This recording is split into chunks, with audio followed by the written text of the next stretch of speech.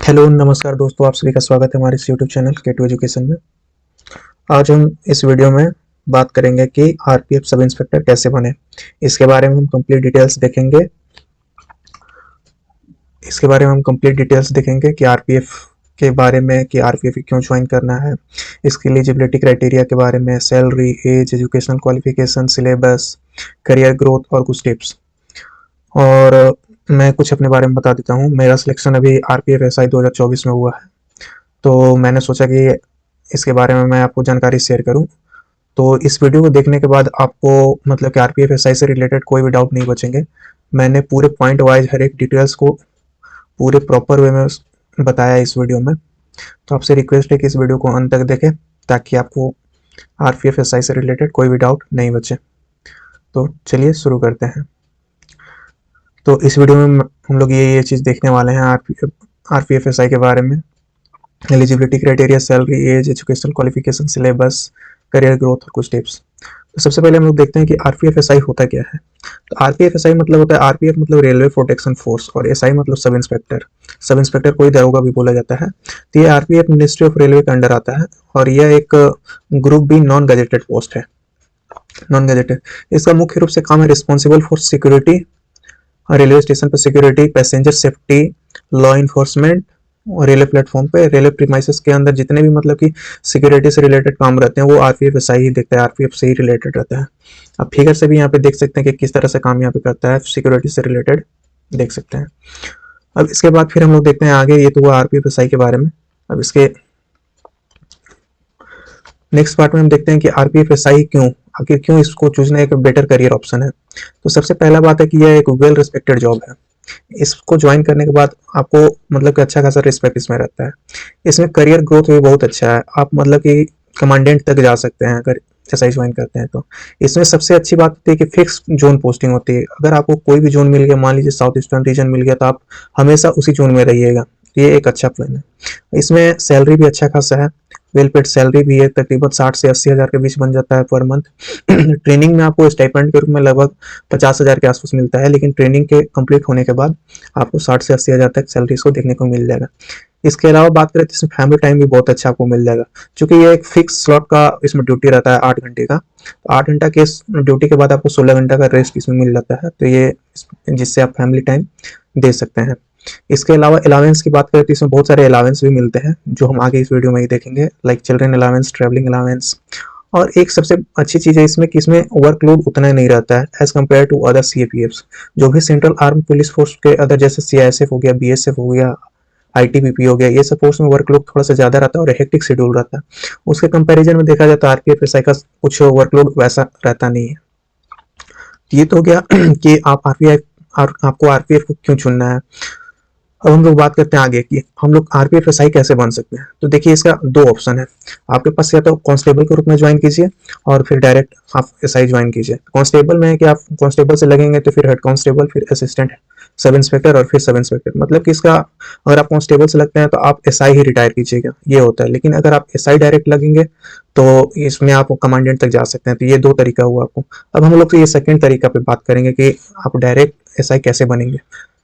तो चलिए देख लेते हैं अब इसके वेतन के बारे में कि कितना वेतन है और कौन सा ग्रेड पे में ये ग्रेड पे का जॉब है। तो यहाँ पे आप देख सकते हैं कि ये 4200 ग्रेड पे का जॉब है, जिसका बेसिक पे 35,400 रुपया है। और वहीं ग्रॉस सैलरी की बात की जाए तो 60 से 80 हज़ार रुपया आपको इन हैंड लगभग मिल जाता है। वहीं इसके अलावा अलावेंस और पर्क्स भी हैं बहुत सारे। अब अलावेंस और पर्क्स की बात करें तो यहाँ पे आप देख सकते हैं कि बहुत सारे अलावेंस और पर्क्स है, जिसमें आपका डियरनेस अलावेंस मिलता है, हाउस रेंट अलावेंस मिलता है, प्रोविडेंट फंड जो आपको रिटायरमेंट के बाद मिलता है वो, ओवर टाइम अलावेंस, आप एक्स्ट्रा आवर ड्यूटी करेंगे तो आपको ओवर टाइम अलावेंस मिलेगा, राशन अलावेंस हो गया, ड्रेस का भी इसमें मिलेगा पैसा, और लास्ट टाइम में जब रिटायर हो जाएंगे तो एक किस्त आपको पैसा भी मिलेगा, फिर मंथली पेंशन भी आता है। उसके अलावा बात किया जाए तो मेडिकल फैसिलिटीज़ भी आपको मिलता है आपके रिलेटिव्स को। वहीं आपको घूमने के लिए पास और प्रिविलेज टिकट काफ़ी इसमें बेनिफिट देखने को मिल जाता है जो अदर सीएपीएफ्स में नहीं है। वहीं नाइट ड्यूटी अगर आपको कभी लगता है तो उसका भी अलाउंस आपको मिलता है। वहीं अगर आप पढ़ाई भी करना चाहते हैं तो उसके लिए भी एजुकेशनल असिस्टेंस मिलता है इसमें आपको। तो काफ़ी अलाउंस और पर्क्स हैं, आप यहाँ पे देख सकते हैं, जो अदर सीएपीएफ्स में शायद ही देखने को मिलता है। अब इसके बाद हम लोग देख लेते हैं कि इसकी योग्यता क्या है क्या क्या इसकी एलिजिबिलिटी क्राइटेरिया।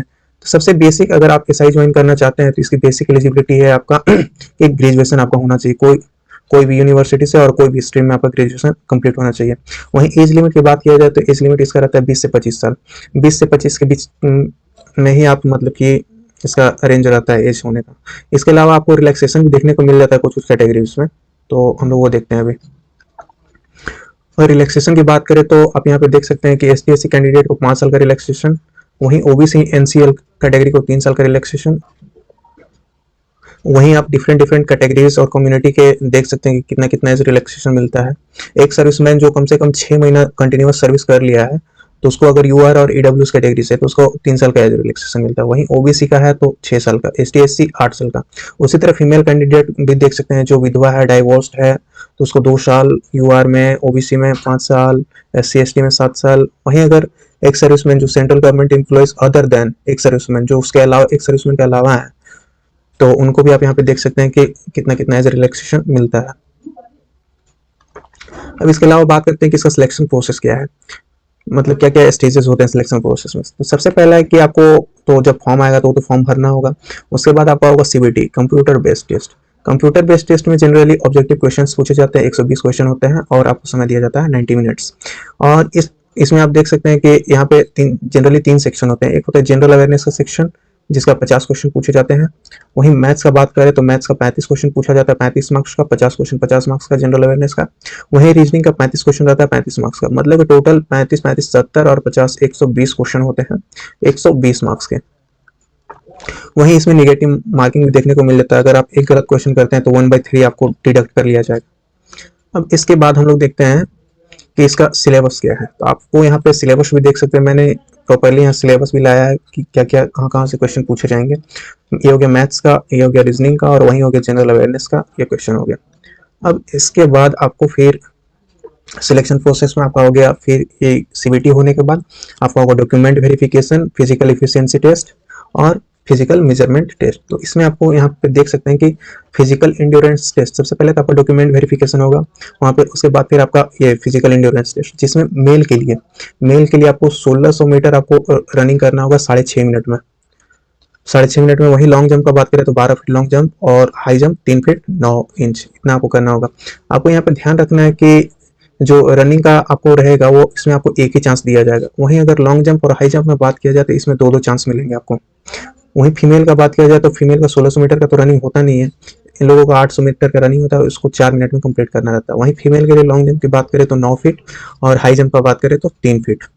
उसी तरह से फिजिकल मेजरमेंट टेस्ट, तो इसमें आप देख सकते हैं कि यूआर, ईडब्ल्यूएस और ओबीसी कैटेगरी का मेल का हाइट होना चाहिए 165 सेंटीमीटर कम से कम और फीमेल का हाइट होना चाहिए 157 सेंटीमीटर। उसी तरह से आप अन्य कैटेगरीज का भी यहाँ पे देख सकते हैं। अब इसके अलावा अब हम लोग आगे देखते हैं। आगे अब इसके बाद हो जाएगा आपका फिर मेरिट आ जाएगा, फाइनल मेरिट के बाद आपका होगा मेडिकल।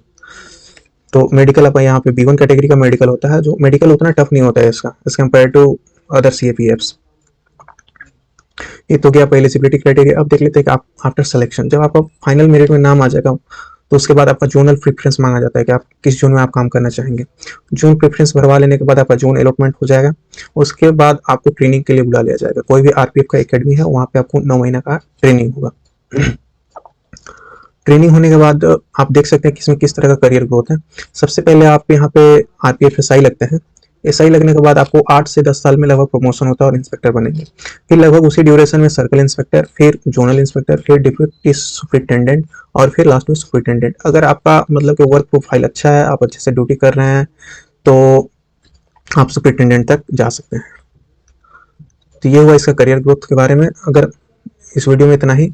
अगर आपको ये वीडियो अच्छा लगा हो तो अपने दोस्तों के साथ जरूर शेयर करें, और अगर आपको कोई भी डाउट है तो आप कमेंट बॉक्स में लिख सकते हैं। तो चलिए, बहुत बहुत धन्यवाद। जय हिंद।